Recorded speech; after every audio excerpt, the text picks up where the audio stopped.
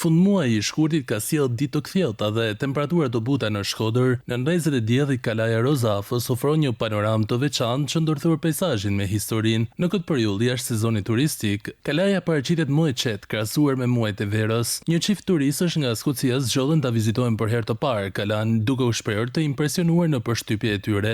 Scotland. Vim nga Skocia, hera e parë që jemi në Shqipëri. Pasi vizituam Sarandën, jemi në këtë vend të mrekullueshëm këtu në Shkodër. Po admiroj hapësirën e bollshme që ofron Kalaja Rozafa. The history of it began with Christians until the Ottomans took over.